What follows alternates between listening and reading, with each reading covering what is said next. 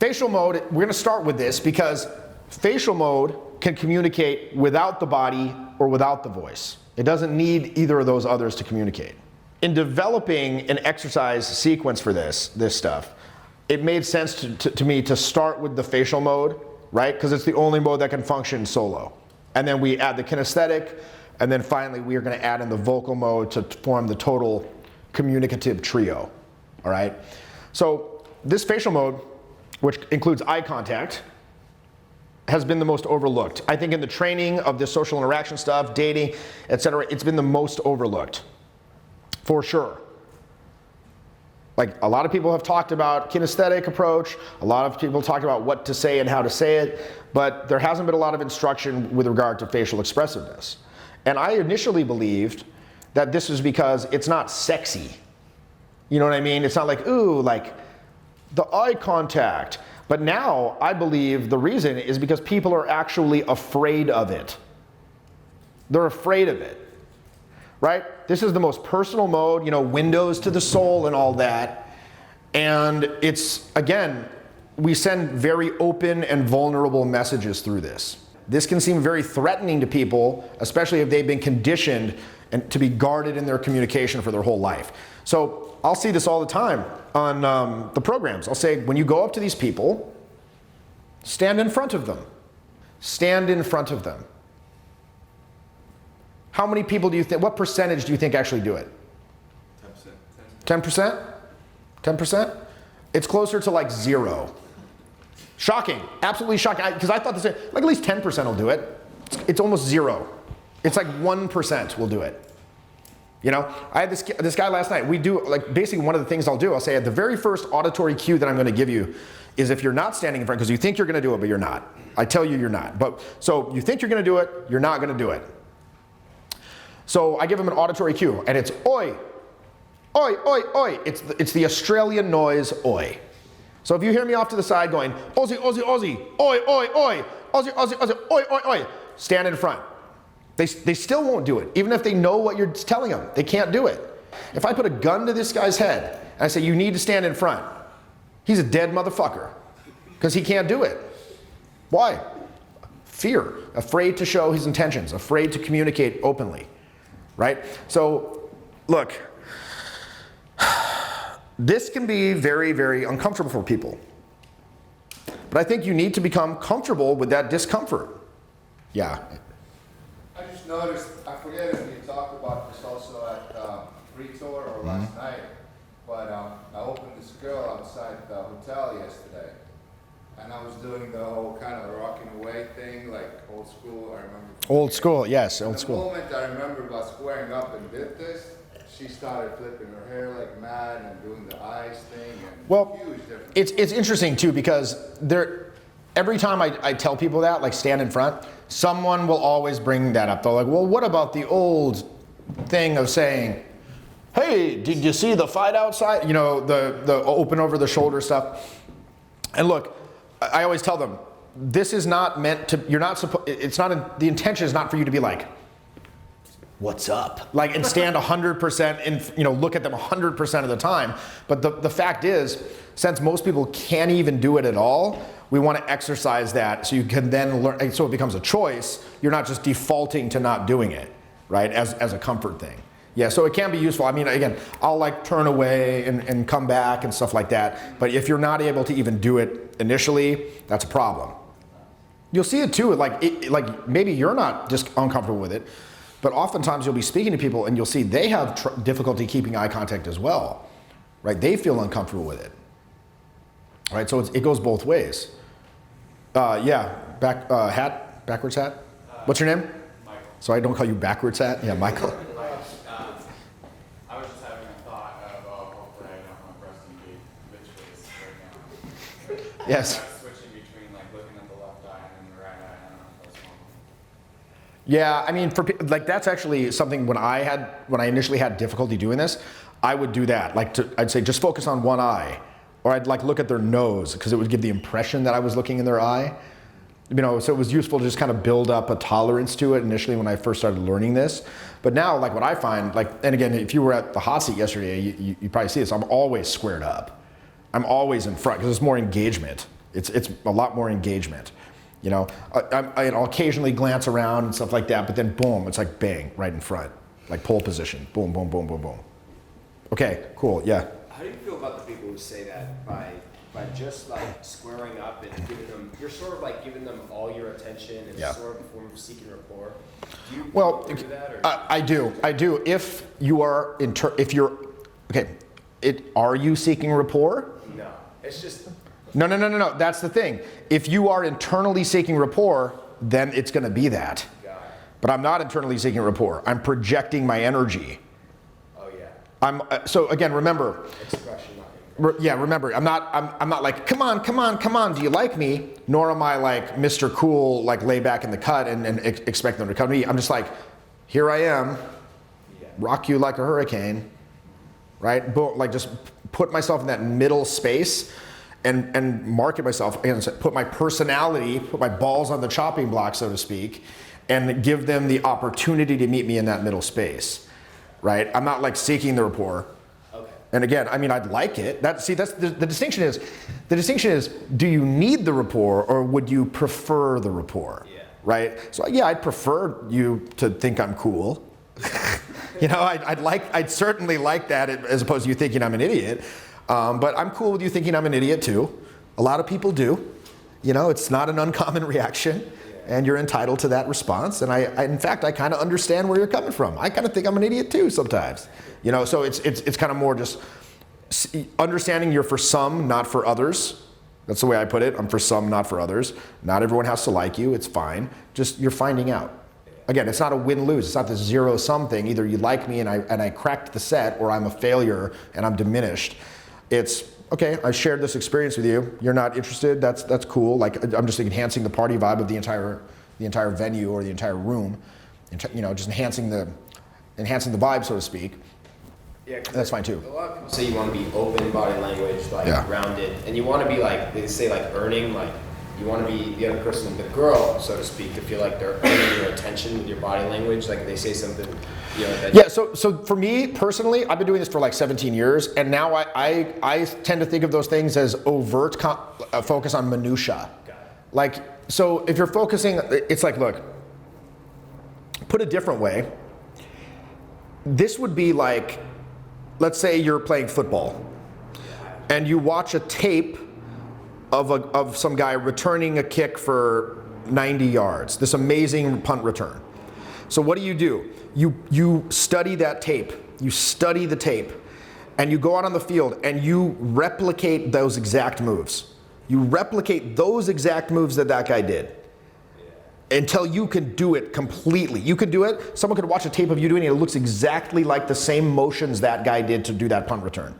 Now you go out into actual game and you try to do that. You'd be lucky to even get 3 yards. Because it's just a field of that guy's choice potential. But for you, it's the only choice potential. Right? So you want to expand your choice potential where, if you want to do that, you can. If you feel that it's necessary for you to maybe get them to come to you in a way, et cetera, you have the opportunity to do that. But again, remember, it's not either or. So you're almost talking about the indirect, direct, dichotomy. So start to think of these polarizing spectrums as, again, fields of choice potential, where this one might be appropriate sometimes, this one might be appropriate sometimes, or a synthesis somewhere in the middle might also be appropriate, and that could change from moment to moment as well. So again, get away from the black and white thinking a little bit, if that makes sense. So understand, like with the face, I talked a little bit about this at the free tour, but what a person thinks and what a person feels is invisible to the outside world. Like, if you're just standing there, like, I literally have no idea what you're thinking right now. You could be thinking like, crocodiles are cool. Like, I have no idea what you're thinking right now, because you're standing there and you're just kind of like, right? Your internal process is invisible until it's given expression by the face and the voice, right? And as these thoughts move, as your emotions and your thoughts move towards expression, you have a full spectrum, again, of choice potential on how to reveal that.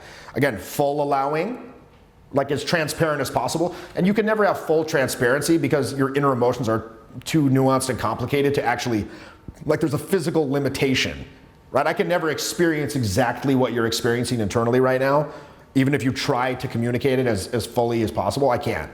But you can try to allow it as much as possible. Then there's modifying. You can try to modify it or blend it with a different emotion. And then there's concealment, where you either substitute a completely different emotion or you completely conceal the expression of it. Like if you're feeling a certain way, you're feeling angry or you're feeling frightened, you're able to conceal it. So the primary focus for when the exercise of this facial mode is going to be allowing, and then we're going to range down through modifying and concealing. So as we're exercising this, we're about to get into this. The facial mode has two basic components, okay? Number one, the eyes. Number two, the musculature of the face surrounding the eyes, and that includes the eyelids. So basically we're going to call this focus and the facial muscles.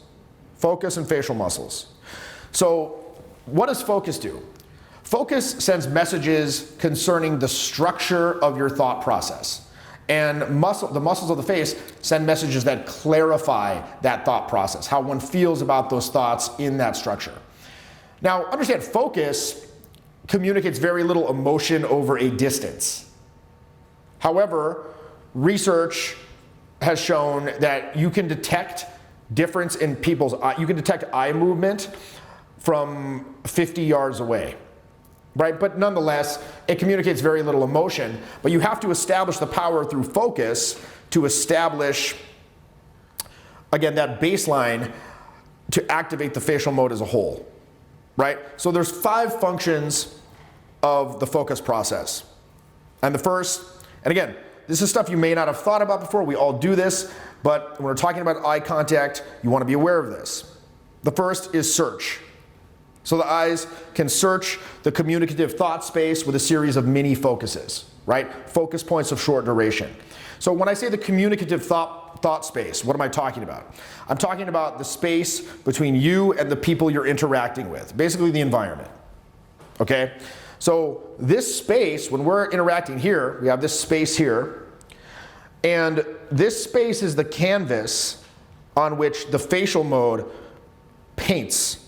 And you have 2 brushes, right? They're the focus, and then they're facial muscles. So the focus is kind of like the line drawing that outlines the thought process, or lack thereof, the structure of thought, or lack thereof, and the muscles color it in with emotion, okay?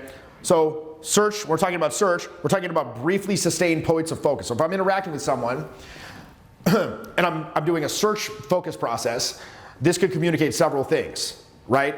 It could be worried, like where's the solution? It could be fearful, like where's the danger? It could be thoughtful, like contemplative, like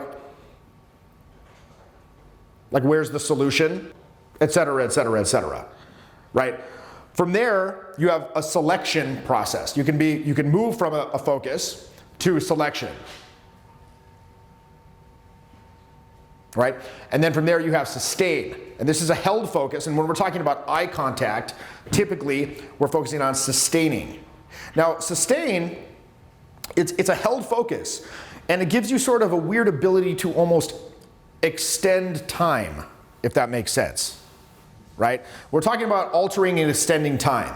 You may have heard in the past, you know, this idea of like a bubble of love, where you're talking to someone and it's kind of this bubble forms around you where it's just you and them, right?